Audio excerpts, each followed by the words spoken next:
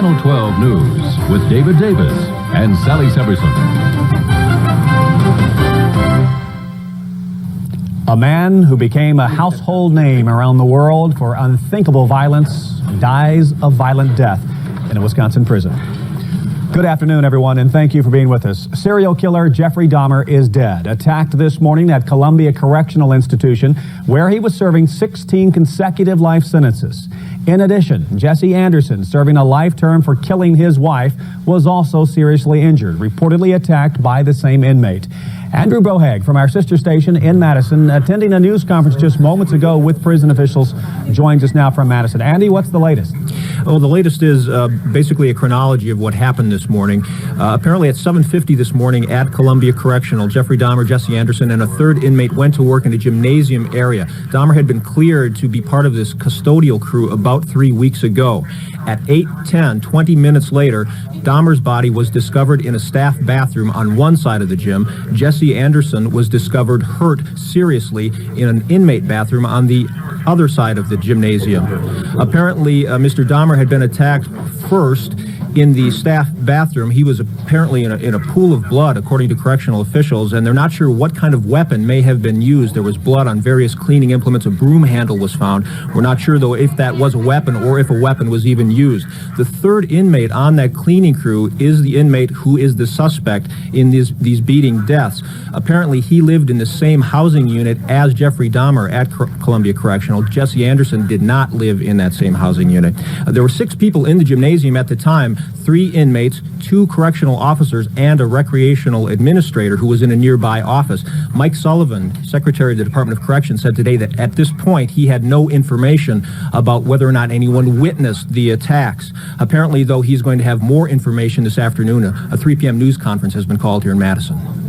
All right, Andy, thank you very much. Andrew Bohag reporting for us from Madison as that news conference just got over there just a few moments ago. We do have word this morning now that just moments ago that Jesse Anderson has been transferred to University Hospital in Madison. He has arrived there and he is in serious condition. Now, they are 2 of the most infamous inmates the Wisconsin prison system has ever housed. Annie Schwartz is joining us from our newsroom with more on what led these 2 men to be together this morning. Annie?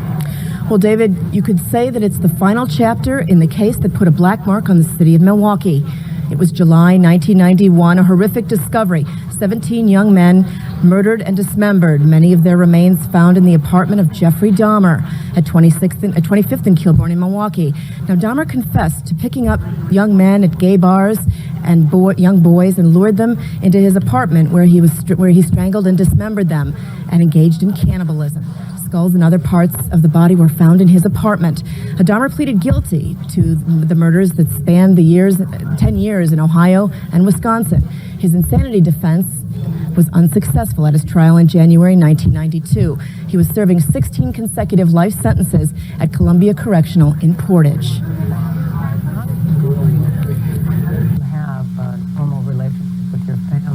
When you try to keep a terrible secret like I was, it warps every other aspect of your life. But I managed to go to work, conduct myself just like anyone else would. Also injured in the attack this morning was Jesse Anderson, the town of Cedarburg man who was convicted of killing his wife in a restaurant parking lot. David, sources at the prison tell me that this was not entirely unexpected. In July, another inmate tried to cut Dahmer's throat as he prayed in the prison chapel. David? All right, Annie, thank you. Annie Schwartz reporting for us from the newsroom. Lori Stafford is standing by at the Milwaukee County Courthouse with reaction from the legal community. Lori, this has to come as a shock to everyone there. Oh, you're right, David. This news has been spreading like wildfire throughout the courthouse and the safety building where Dahmer was actually convicted and prosecuted. In fact, everyone here is asking the question, how could this happen within the justice system? And we talked to the judge who presided over the Dahmer trial, Lawrence Graham. He says that he heard about the murder in court this morning. He says everyone here is talking about it, and he says he's shocked. And my answer has to be yes. We're incarcerating people. We're denying them some of the ability to protect themselves, and therefore we as a society have a responsibility to protect those who are incarcerated. Now, we also talked to the man who prosecuted the case, Michael McCann, the district attorney. We talked to him on the phone earlier today. He is sick and at home, but he gave us this quote. He said he was saddened to hear about the murder inside the prison system. He says it is a tragic story with a tragic ending, and he had actually hoped that Dahmer would be come forward with more information for the doctors. He said that he hoped that one day he would be totally candid with doctors and that it would help medicine. But unfortunately, he died with his worst secrets locked within him. And again, that's Michael McCann, the district attorney who prosecuted this case. As for the defense attorney, Jerry Boyle, we talked to him a little bit earlier. He's in court, in and out of court today, and he has been quoted in the past as saying he would not be surprised if Dahmer is killed within the prison system. We will have more from him and the legal system coming up later in the newscast. All right, David? Lori, thank you. Lori Stafford reporting from Milwaukee County Courthouse. And as Annie mentioned earlier, Dahmer, that is, there was an attempt on his life earlier this year, so this would be the second attempt, this time successful. Also commenting on the situation is Milwaukee Mayor John Norquist. Kent Wainscott is joining us from the downtown area with what he had to say. Kent? David, we just spoke with the mayor just moments ago. He issued a statement. I'll just read a very brief statement. As horrible as Jeffrey Dahmer's crimes and as terrible as the impact these killings had on Milwaukee were, there is no satisfaction in murder. We deplore Dahmer's serial killings and we deplore all violence. Since 1991, this episode of Milwaukee history has brought only horror and sadness. Today's events do not diminish that feeling. I asked the mayor if he thought that there was some sense that perhaps this morning's events end that chapter in Milwaukee history, and he said that unfortunately there continues to be a great deal of attention paid to the Jeffrey Dahmer story, and each time that it's brought up it brings more sadness and to the families, and he said that is where his concern lies today. David. All right, Ken, thank you. Kent Wainscott for us. Speaking of family members, also reaction from them coming this morning.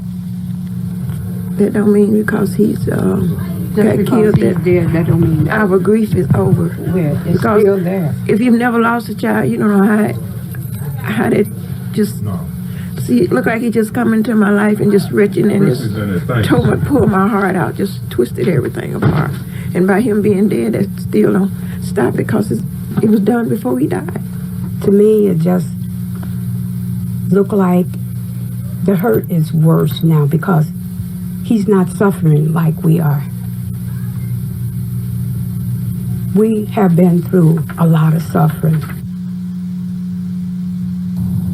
Those two women, the first, Shirley Hughes, Anthony Hughes' mother, and Catherine Lacey, Oliver Lacey's mother, both of them, their sons, victims of Jeffrey Dahmer. Again, to recap for you, serial killer Jeffrey Dahmer was murdered this morning at the Columbia Correctional Institution in Portage. Convicted wife killer Jesse Anderson also seriously injured. He has been transported to University Hospital in Madison now. Prison officials say the two were attacked, apparently by the same inmate, in different areas of a recreational area of the prison. We will continue gathering details and getting reaction on this major story throughout the